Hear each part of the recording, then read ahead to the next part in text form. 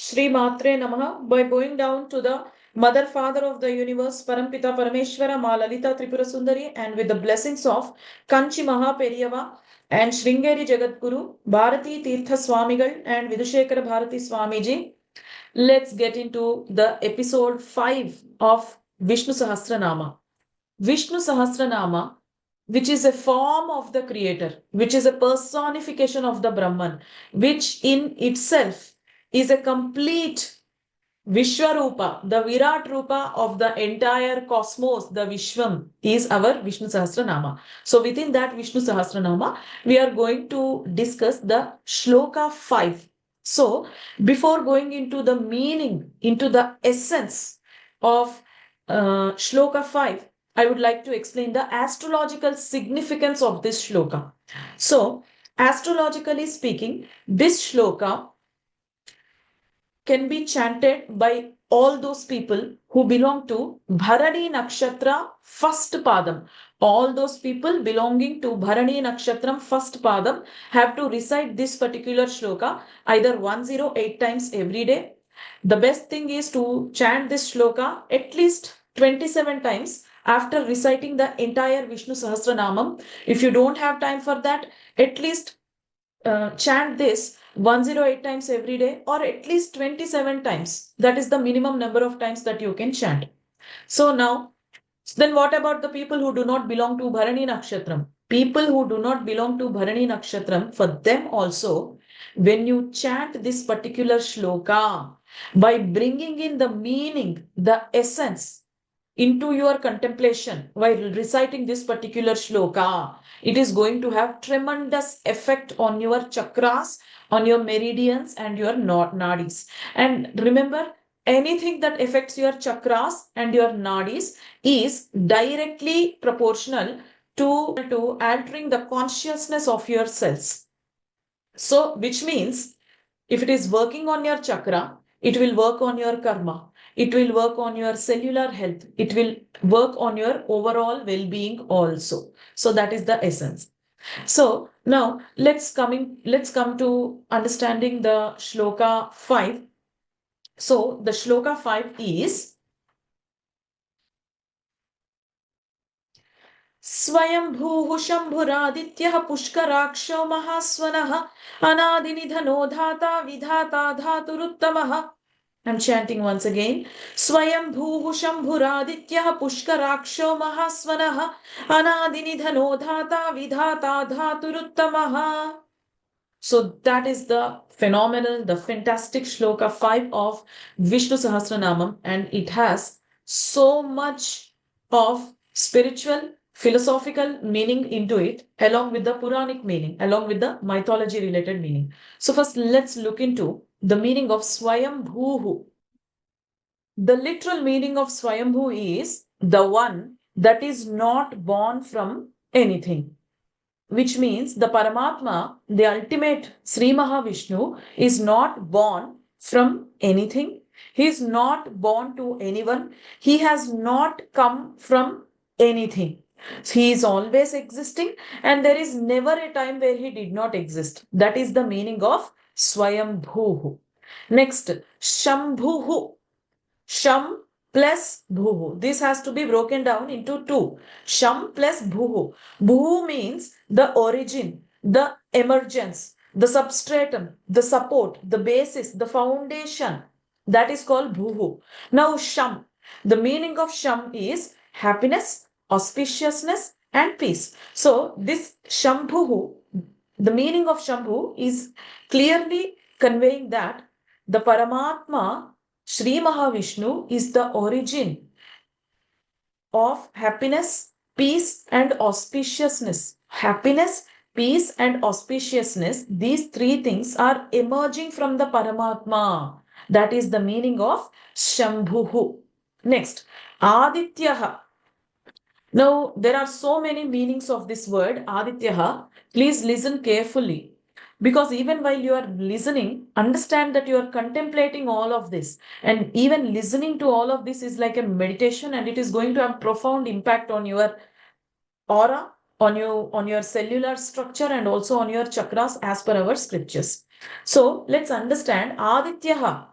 He is the one who is in the form of Graha Devata. Which Graha Devata? Surya Graha Devata. He is the one who is in the form of Surya Graha Devata. And this is the reason, if you observe, Brahmins do the Trikala Sandhya Vandanam. What do? They do the Sandhya Vandanam during the sunrise. Then they do the Sandhya Vandanam exactly in the afternoon at 12 noon.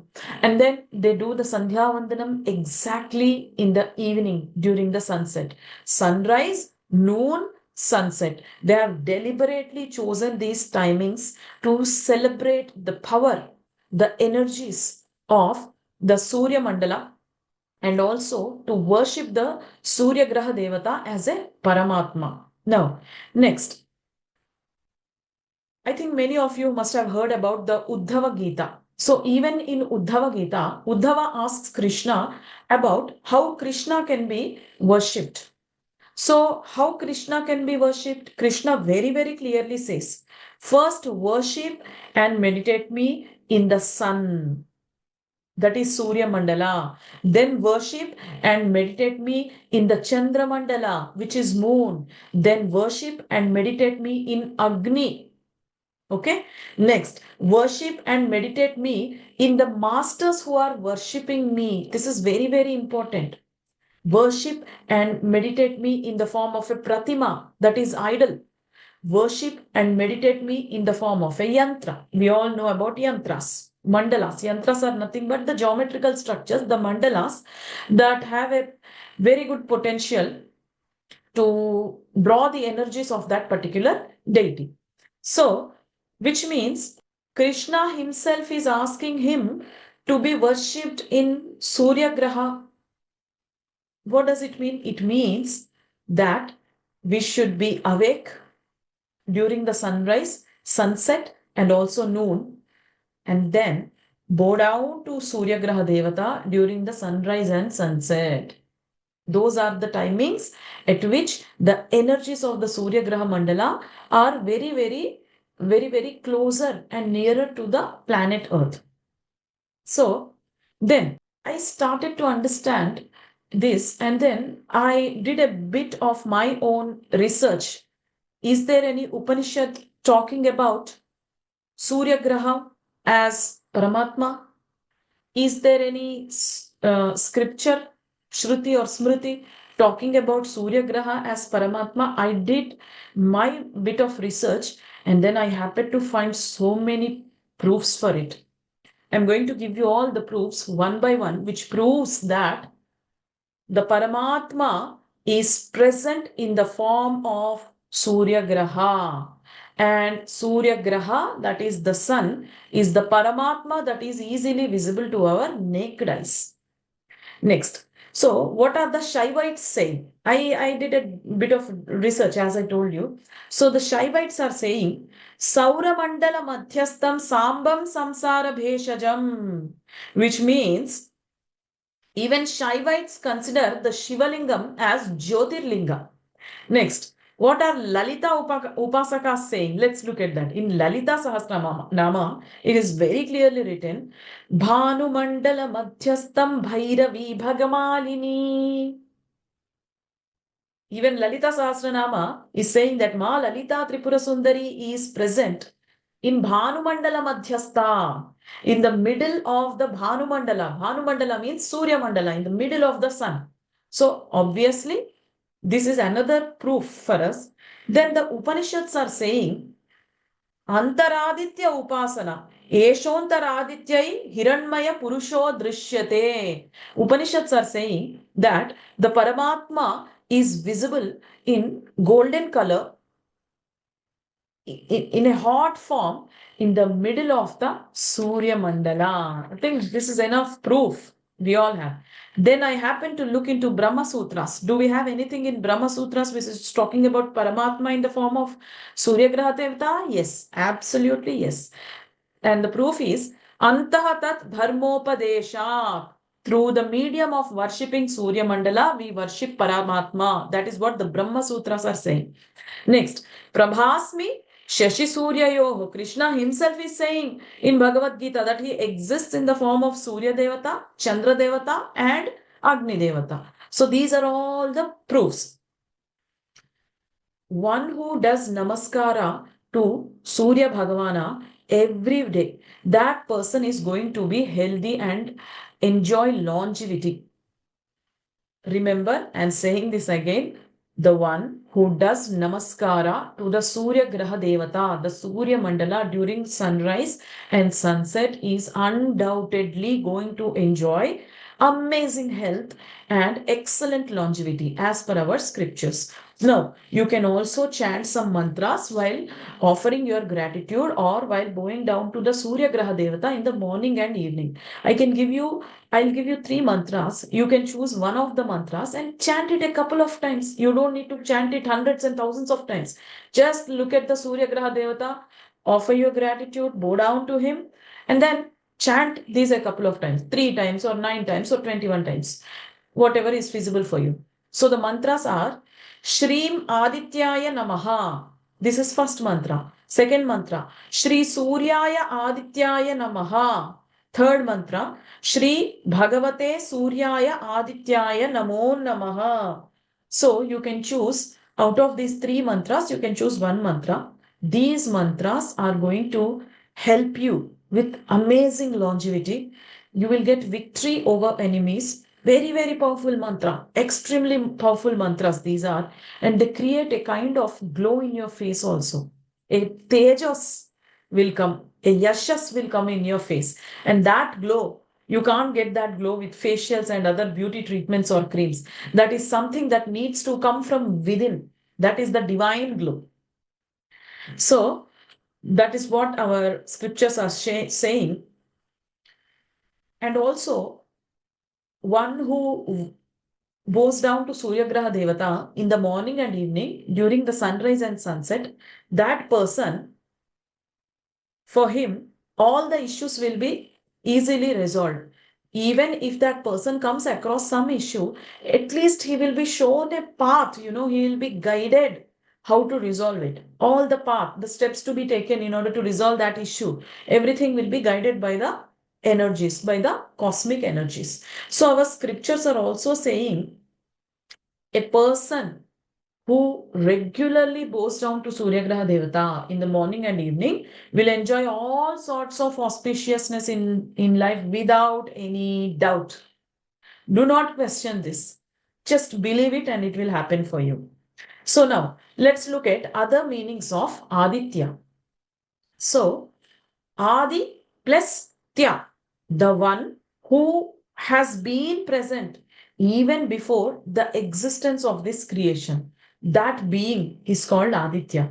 Next, let's look at another meaning of Aditya. Basically, there are 2 energies in this cosmos, Diti and Aditi. Diti means breakable, Aditi means unbreakable. So, the son of Aditi is called Aditya. So, Aditi means unbreakable glow, unbreakable divine glow. So, the son of unbreakable divine glow is also called Aditya. Then I started to again take a deeper look into the Upanishads and Vedas. If there is the mention of the definition of Paramatma anywhere which is correlating to the Tejas, then I happened to found in one of the Upanishads that Atman, the Paramatma, the Parabrahman, is Akhanda Tejomaya Swarupa. So it's matching, isn't it? So it's a clear-cut definition. This is a clear-cut indication that when you are looking at Surya Graha Devata, that is creator only, that is Paramatma only, and that is Sri Mahavishnu only. If you are Shaivite, then that is your Shiva. If you are a Vaishnavite, then that is your Vishnu. If you are a Shakteya, if you are into Shakteya tradition, then that is your Lalita Tripura Sundari. So you need to correlate like that. The next thing, Bhumi is also called Aditi. And the scriptures are saying that the one which is under the control of Aditya is also called Aditi. That means Bhumi is under the control of Aditya or not? Where is the heat coming to the planet Earth? Where is the food coming to the planet Earth? Everything is because of the presence of sun. If sun is not there, no heat, no warmth, no food, no proper atmosphere to live. So that means this meaning is also matching with the meaning that is mentioned by the Adi Shankaracharya Bhashyam. Next, another meaning that scripture is saying is the one who consumes water is also called Aditya. Can water stay in the presence of Agni Devata or sun's rays? No, right? So it means that they are consuming the water. So that meaning is also beautifully matching. Then, in the Bhagavad Gita, Sri Krishna says, Adityanam aham Vishnuhu. Among the Adityas, I am the Vishnuhu.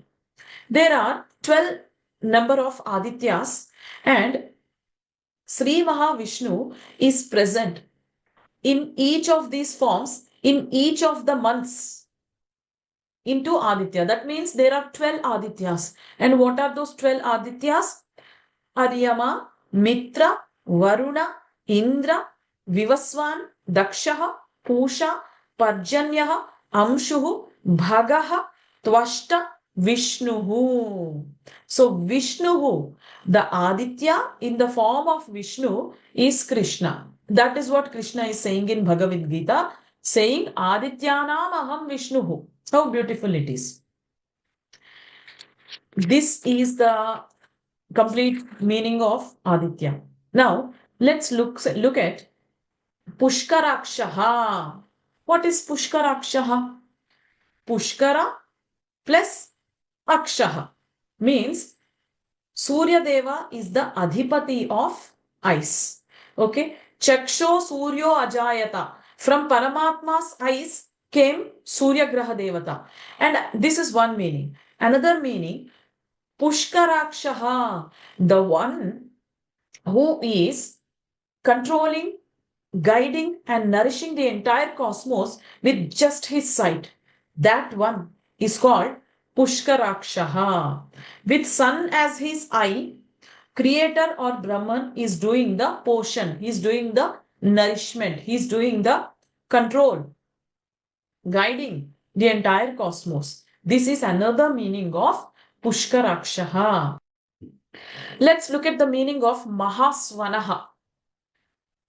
What is mahāsvanaḥ? Maha plus svanaḥ. What is the meaning of Maha? Maha means the greatest of the greatest. What is the meaning of svanaḥ? Sound vibration. Why are we calling the creator as the greatest and greatest of the sound vibration? Now we need to understand one thing. The first point that we need to understand is, by all the previous names of Vishnu so far, we have understood that the Surya Graha Mandala, the sun, is the Sri Mahavishnu. I think we are clear with that point. Now next, let's come to understand this Svanaha.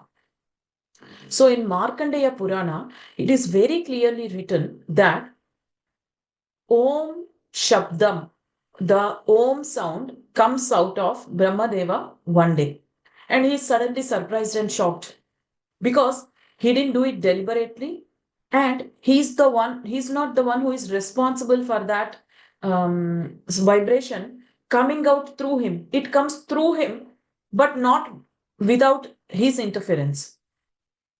Then after coming out, that sound takes three forms: A, U, Ma, which is nothing but Om. Om is broken down into A, U, Ma, Aum.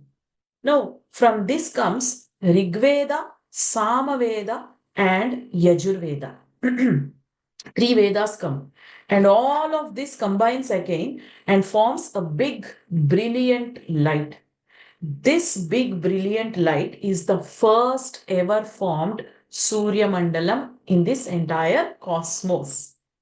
This is how the Surya Graha Devata came into existence. Surya Graha Devata is what we have just discussed. He is a combination of A, U, Ma. That means sound vibration, which is the greatest Om is considered the greatest and greatest of all the sound vibrations. And now this is the reason he is being called as mahāsvanaḥ, the greatest sound vibrations. Next, let's look into the meaning of anādinidhanō. Anādinidhanō. Anadi plus nidhanah. Anadi, the one that has no beginning. Nidhanah, the one that has no ending. The one that has no ending and no beginning. That is what refers to the meaning of Shri Mahavishnu. Okay. Next, dhātā, vidhātā, dhāturuttamaḥ. Let's see, what is dhātā? Again, for this also, for dhātā, there are two meanings. One meaning is the root cause of everything. The one that is the root cause of everything is called dhātā. So, next meaning, the one who is wearing the cosmos is called dhātā. The one based on whose strength the cosmos is running, that is also called dhātā. The father who is responsible for the birth of the entire cosmos, that is also called dhātā. So dhātā has all these meanings. Next, vidhātā, the one who has formed a system, the one who decides what to do, what not to do, how to do, how not to do, when to do, the exact timing of doing.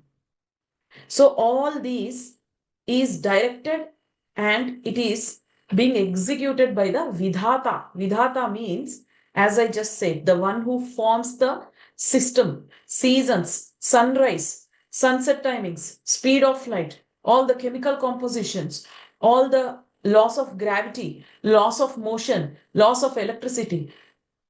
So the one who has formed all of these things, that one is called vidhātā. Next, dhāturuttamaḥ. Dhātuhu plus uttamaḥ.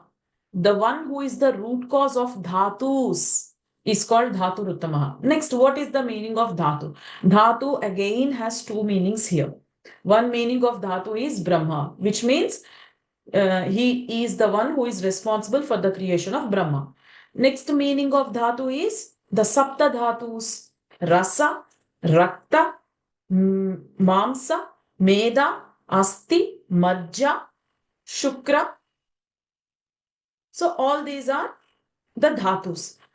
Rasa means plasma, rakta, blood, mamsa, muscle tissue, meda, fat, asti, bone tissue, majja, bone marrow and nervous tissue, shukra, the reproductive tissue.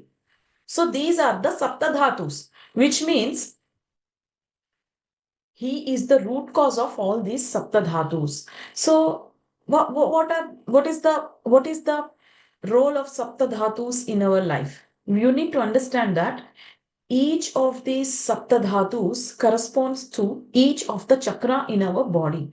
And the balance of these saptadhatus is very crucial for maintaining the overall well-being of the body, of the system. So, for example, as I just said, rasa dhatu governs the Mooladhara chakra. If your Mooladhara chakra is not active, that means your rasa dhatu is in imbalance. Next, rakta dhatu, swadhisthana chakra. Mamsa dhatu, manipuraka chakra. Meda dhatu, anahata chakra. Asti dhatu, vishuddhi chakra. Majja dhatu, agnya chakra. Shukra dhatu, sahasrara chakra. You need to understand that dhatus form the physical foundation and chakras govern the spiritual part of your system. So, which means dhatus, the balance of dhatus is very, very essential for your well-being. So, this is the meaning. The one who is the creator of Brahma, the one who is responsible for the balance of all the sapta dhatus, that one is called dhāturuttamaḥ. So this is the meaning of the fifth shloka of Vishnu Sahasranamam. I hope you all are understanding. If you got any questions, kindly put them in the comment section, and may God bless you with all kinds of well-being in all aspects of your life. Loka samasta sukhino bhavantu. Shivaya gurave namah, Shri Matre namah, Namo Narayanaya.